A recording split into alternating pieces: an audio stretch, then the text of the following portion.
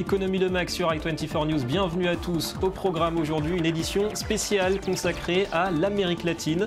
Ce sous-continent est-il en train de prendre du retard en termes de croissance au vu des performances de l'Afrique ou de l'Asie? Alors des économies variées, quels atouts, quelles faiblesses? Brésil, Mexique, Argentine ou Venezuela? On débute tout de suite ce tour d'horizon. Et on ouvre avec le Mexique, un pays qui attire les plus prestigieux des constructeurs automobiles japonais. Honda ou Mazda ont installé des usines à Celaya. Le Mexique est devenu en quelques années le 4e exportateur mondial de voitures. Ce boom économique modifie le visage de la région, y compris culturellement, vous allez le voir. Celaya se met peu à peu à l'heure des coutumes japonaises. Regardez. Une nouvelle usine Honda à Celaya, dans le centre du Mexique.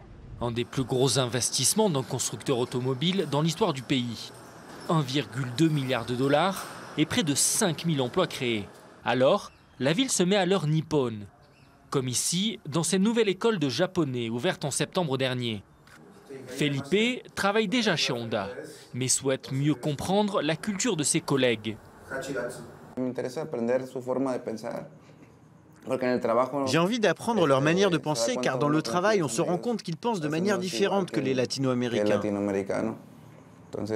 Et peut-être qu'en comprenant leur façon de penser, cela me permettra de travailler mieux avec eux.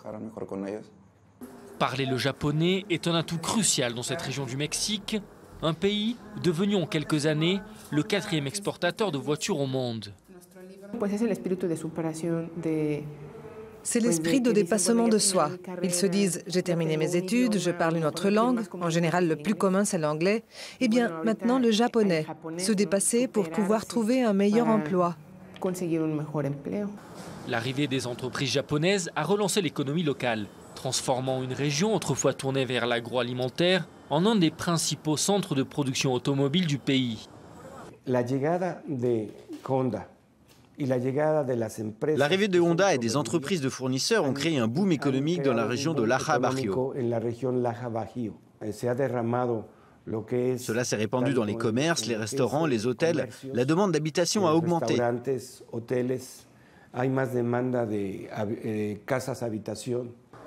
Le secteur hôtelier a d'ailleurs dû prendre la mesure des choses, ne pouvant pas répondre à la demande.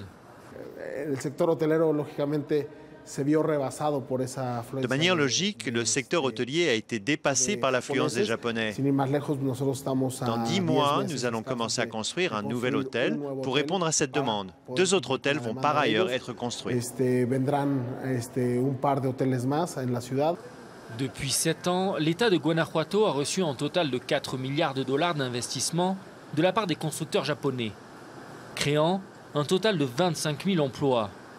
Et d'ici 2016, ce sont 5 000 Japonais qui devraient venir vivre au Mexique. Allez, on va s'intéresser à l'Argentine. Le pays est techniquement en faillite partielle depuis fin juillet. Et pour enfoncer le clou, ce sont les cours du soja qui s'effondrent. Moins 33% en seulement 2 mois. Un soja vital pour la 3e économie d'Amérique latine puisqu'il assure 37% des exportations, 5% du PIB. Il faut s'attendre aujourd'hui à des conséquences en chaîne. Éric Berdugo. Nouvelle source d'inquiétude pour l'économie argentine. Déclaré en défaut de paiement en juillet dernier, cette fois-ci, le pays doit faire face à la chute du cours du soja sur les marchés internationaux. Le prix de la tonne est passé de 500 à 340 $. Problème, l'Argentine fait partie des 3 plus gros producteurs de soja au monde. Une situation qui devrait ébranler son économie pour l'année 2015. Selon les premières estimations que nous avons sur le soja, nous perdrons cette année environ 4 milliards de dollars pour la prochaine campagne. Dans toutes les provinces agricoles, cela aura des conséquences sur l'industrie des dérivés de soja, comme la farine ou l'huile de soja. Le prix du soja a atteint son plus bas niveau depuis 4 ans. Dans sa chute, il pourrait entraîner toutes les céréales du pays, déjà touchées par une baisse des ventes généralisée.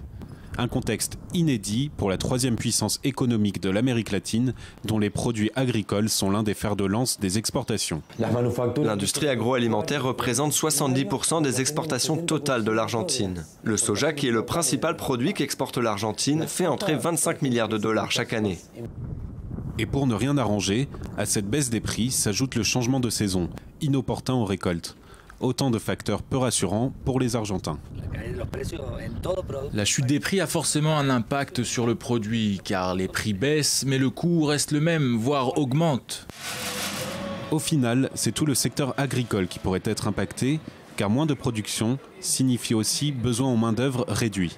Des possibles emplois détruits, alors que le taux de chômage devrait déjà s'établir aux alentours de 7,6% en 2014. Et un peu plus au nord, le Venezuela est devenu le champion mondial de l'inflation. Un taux officiel de 63,4% en août sur un an.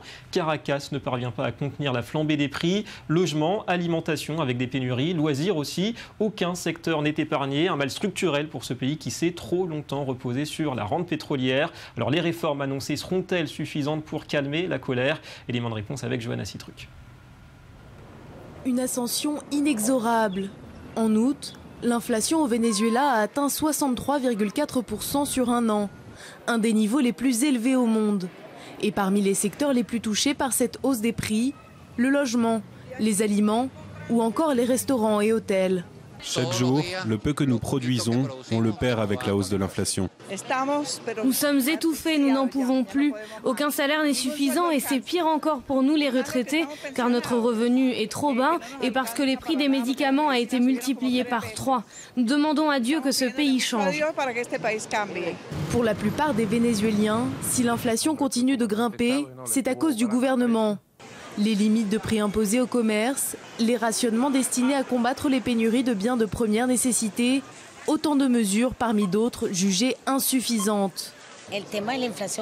L'inflation à laquelle les Vénézuéliens doivent faire face en ce moment est une très grande tristesse. On ne l'avait jamais imaginé, mais c'est précisément à cause de mauvaises politiques qui ont été mises en place. Seul point positif, l'indice des prix à la consommation, en glissement mensuel et non sur l'année, a ralenti en août pour le 3e mois consécutif. 4,4% en juin, 4,1% en juillet et 3,9% le mois dernier. Le plus bas niveau depuis mars 2014, au moment même où l'indicateur avait commencé à être affecté par les conflits politiques. C'est la 4e puissance économique d'Amérique latine. La Colombie affiche des indicateurs en grande forme. Le PIB par habitant a doublé en 15 ans. Alors parmi les points forts de Bogota, ces ressources minières qui attirent les investisseurs. Seul bémol, les violences. Les groupes armés vont-ils entraver la marche en avant du pays? On voit tout cela avec Océane Nicole. 3e puissance économique d'Amérique du Sud, la Colombie est l'un des pays les plus prometteurs de la région. Les 47 millions de citoyens ont vu leur PIB doubler en 14 ans, atteignant ainsi les 8 000 $ par habitant en 2013. Basse inflation, croissance prévue à 4,5% en 2015, chômage en baisse, tous les signes sont au vert. Nous avons réussi à consolider une économie qui est devenue la 3e d'Amérique latine en termes de PIB. Et ensemble, avec le Pérou, nous sommes les économies en hausse dans l'Amérique latine. Dynamique dans les secteurs d'infrastructure et de la construction, la Colombie s'illustre aussi par sa production d'hydrocarbures. Avec 6% de croissance par an, 40% du total des exportations est pétrolière. Un pays qui joue donc sur ses ressources naturelles et dont l'activité minière représente aujourd'hui 2,3% du PIB. Une activité cependant à risque et souvent illégale. 60% des mines colombiennes sont clandestines, mais mieux rémunérées, 630 $ de salaire en moyenne. Mais ne possédant pas de couverture de santé, ces mineurs clandestins se battent pour faire légaliser leur entreprise. Une activité donc vitale à l'économie du pays, qui était d'ailleurs au cœur des dernières élections présidentielles. Il faut absolument soutenir les mines artisanales pour qu'elles deviennent des mines légales. Depuis des décennies, des siècles, il y a toujours eu des petites mines dans l'industrie minière. Les activités minières stimulent aussi des violences. Des groupes armés y voient un filon lucratif et un bon moyen de blanchir de l'argent. Dans ce pays déchiré par un demi-siècle de conflits contre la guérilla et les trafics de drogue, l'activité des mines doit se légaliser pour qu'elles ne deviennent pas le nouveau moteur de la criminalité en Colombie.